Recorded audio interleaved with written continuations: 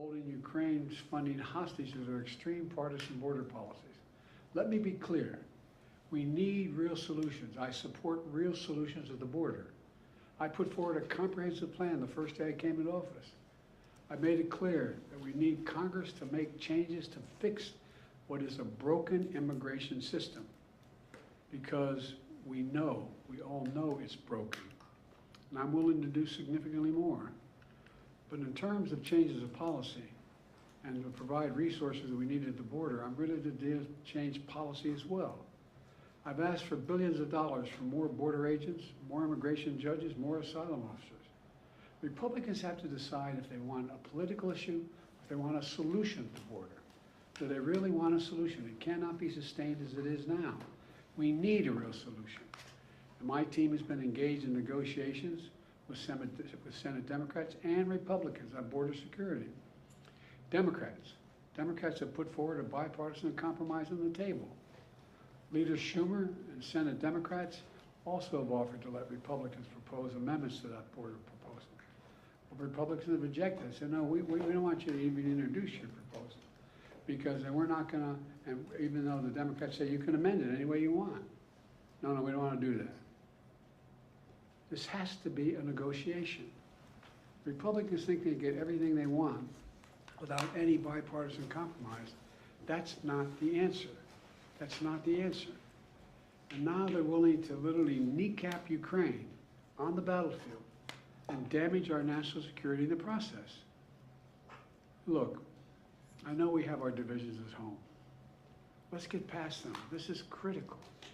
Petty, partisan, angry politics can't get in the way of our responsibility as a leading nation in the world. And literally, the entire world is watching. The entire world is watching. What will the United States do? Think if we don't support Ukraine, what's the rest of the world going to do? What's Japan going to do, which is supporting Ukraine now? What's going to happen in terms of the G7? What's going to happen in terms of our NATO allies? What are they going to do? We walk away now, will only embolden other would-be aggressors.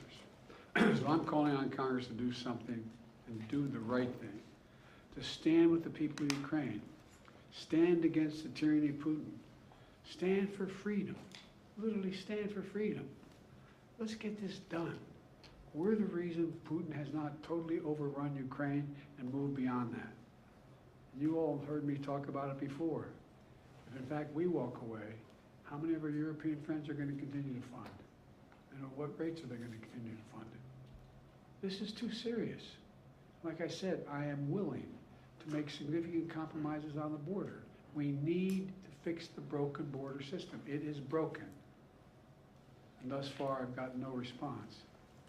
So we're going to be a vote a little bit later today.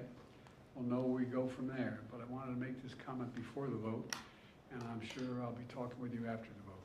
Thank you very much for listening. Appreciate it. Mr. President, given the current impasse, would you be okay with Democrats willing to put more on border policy to get this current package through? Yes. What would you be okay with Democrats agreeing to? I've already laid out in our negotiations with Langford and others what we're willing to do, significantly more. Particularly by starting off equipping the border capacity that we need on the border, from judges to more border security, in addition to making some substantive changes. But they're unwilling to do it. I really thought, I felt good for a while. I thought we were making some real progress.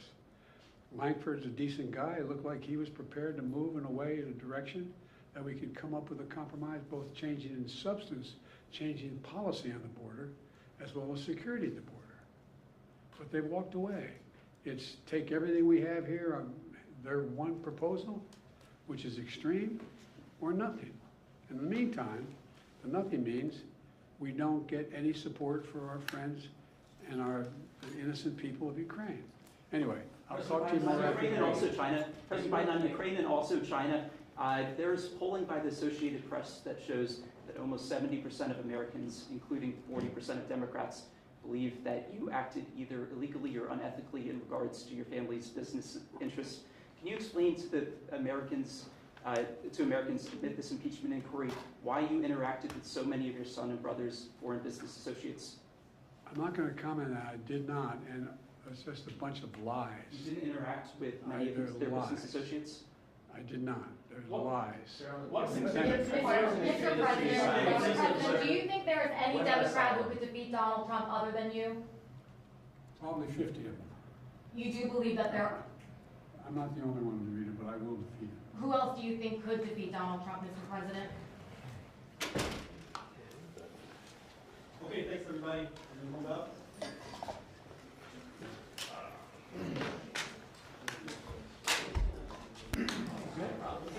Awesome, thank you. I think you took a good shot at me.